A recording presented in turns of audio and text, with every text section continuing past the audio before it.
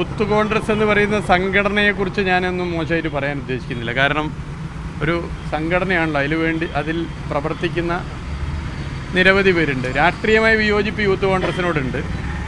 പക്ഷേ ആ സംഘടനയാകെ മോശമാക്കി പറയാനുള്ളൊരു അവസരമായിട്ട് ഞാൻ ഇതിനെ ഉപയോഗിക്കാൻ ആഗ്രഹിക്കുന്നില്ല. കുറേ പേര് അതിനുവേണ്ടി കഠിനാധ്വാനം ചെയ്യുന്നുണ്ട്. ഏതൊരു സംഘടനയാകുമ്പോഴും അതിൽ കഠിനാധ്വാനം ചെയ്യുന്നുണ്ട്. പക്ഷേ SFI അത് വളരെ ശരിയാണ്. SFI മാതൃകയാക്കേണ്ട ഒരു സംഘടനയാണ്. അത് ആർക്കും മാതൃകയാക്കാൻ സാധിക്കുന്ന ഒരു സംഘടനയാണ്. ഇപ്പോൾ ഇവിടെ നിൽക്കുന്ന ഞാനായാലും ഈ ചോദ്യം ചോദിക്കുന്ന നിങ്ങളായാലും ക്യാമറ പിടിച്ചു നിൽക്കുന്ന എൻ്റെ സുഹൃത്തുക്കളായാലും ഒക്കെ തന്നെ വിദ്യാർത്ഥി സംഘടനാ പ്രവർത്തന രംഗത്ത് പ്രവർത്തിച്ചവരാണ്. കേരളത്തിലെ ക്യാമ്പസുകളിൽ തെറ്റായ പ്രവണതകൾ ഉണ്ടാകാതിരിക്കാൻ വേണ്ടി വലിയ പങ്കാണ് SFI പോലൊരു വിദ്യാർത്ഥി സംഘടന വഹിക്കുന്നത്.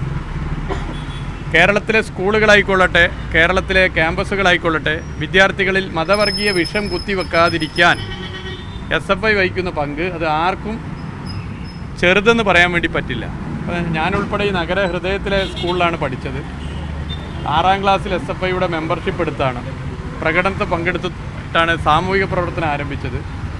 എന്നെ ഞാനാക്കുന്നതിൽ SFI വലിയ പങ്ക് വഹിച്ചിട്ടുണ്ട്. ഇതുപോലെ ഒരുപാട് പേരെ ശരിയായ പാതയിൽ നയിക്കുന്നതിൽ വിദ്യാർത്ഥി സംഘടനാ പ്രവർത്തനത്തിൻ്റെ ഭാഗമായി വന്നവരൊക്കെ എടുത്തു പരിശോധിച്ചാൽ SFI വലിയ പങ്ക് വഹിച്ചിട്ടുണ്ട്. അപ്പോൾ SFIയെക്കുറിച്ച് അദ്ദേഹം പറഞ്ഞത് വളരെ ശരിയാണ്. SFI മാതൃകയാക്കേണ്ട ഒരു സംഘടനയാണ്. നിരവധി പേർ SFIയിൽ പ്രവർത്തിച്ച് ജീവൻ നഷ്ടപ്പെട്ടവരുണ്ട്. ഒരു ശരിയായ രാഷ്ട്രീയം മുറുകെ പിടിച്ചതിൻ്റെ ഭാഗമായിട്ടാണ്. ഈ കോഴിക്കോട് ജില്ലയിലുണ്ട്. നിരവധി പേർ ഭീകരമർദ്ദനമേൽക്കേണ്ടവരായിട്ടുണ്ട്. നാടിൻ്റെ മതസാഹോദര്യത്തിന് വേണ്ടി SFI വലിയ പങ്ക് വഹിച്ചിട്ടുണ്ട്. അപ്പോൾ അത് പറഞ്ഞതിനോട് ഞാൻ യോജിക്കുന്നു. മറ്റേ യൂത്ത് കോൺഗ്രസിനെ ആക്ഷേപിച്ച് പറയാൻ വേണ്ടിയിട്ടുള്ള ഒരവസരമായി ഞാനിതിൽ ഉപയോഗിക്കാൻ ആഗ്രഹിക്കുന്നില്ല. ഇല്ല, താഴെത്തട്ടിലുള്ള SFIയുടെ പ്രവർത്തനം നമ്മൾ എടുത്ത് പരിശോധിക്കും. ഇപ്പോൾ SFIയുടെ അഖിലേന്ത്യാ സമ്മേളനം ഈ കോഴിക്കോടാണല്ലോ നടന്നത്. അതിൻ്റെ സംഘാടനത്തിൽ SFI വിദ്യാർത്ഥികൾ വഹിച്ച പങ്കുണ്ട്.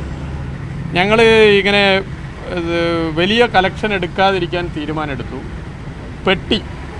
വീടുകളിൽ പെട്ടി വെച്ച്, ഒരു മാസം മുമ്പ് പെട്ടി വെച്ച്, ആ പെട്ടിയിൽ ഓരോ വീട്ടിലും വ്യാപാര സ്ഥാപനത്തിൽ ഇഷ്ടമുള്ളവർ ചെറിയ തുക ഇട്ട് ഒരു മാസം ആ പെട്ടി നിറഞ്ഞ് ആ പെട്ടി കളക്ട് ചെയ്തിട്ട് ആ ചെലവിലാണ് സമ്മേളനം നടത്താൻ തീരുമാനിച്ചത്.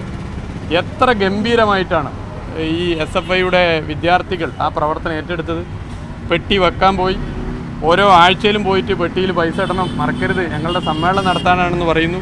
അങ്ങനെ ഒരു മാസം ചിട്ടയായ പ്രവർത്തനം നടത്തി. 2 ലക്ഷം പെട്ടിയാണ് കോഴിക്കോട് ജില്ലയിലെ വിവിധ വീടുകളിൽ സ്ഥാപനങ്ങളിൽ വെച്ചത്. അതിൽ നിന്നും കിട്ടിയ പണം കൊണ്ട് മാത്രമാണ് ആ സമ്മേളനം നടത്തിയത്. അത് SFIയുടെ ഒരു സംഘടനാ വർക്കാണ്. അത് നമ്മൾ കാണാതിരുന്നുകൂടാ. അതിന് നമ്മളെല്ലാവരും സഹായിച്ചിട്ടുണ്ട്. SFIയെ സ്നേഹിക്കുന്ന, സമ്മേളനം വിജയിക്കണമെന്ന് ആഗ്രഹിക്കുന്ന സംഘാടക സമിതി എല്ലാവരും സഹായിച്ചിട്ടുണ്ടെങ്കിലും SFIയുടെ അത്തരം പ്രവർത്തനം നമ്മൾ കാണാതിരുന്നുകൂടാ. അപ്പോൾ അത് സമൂഹത്തിൽ എല്ലാവരും അറിയുന്ന കാര്യമാണ്. SFI പോലൊരു സംഘടന ഇപ്പോൾ നടത്തിക്കൊണ്ടിരിക്കുന്ന ഇടപെടൽ പൊതുവെ ആളുകൾ അംഗീകരിക്കുന്നു.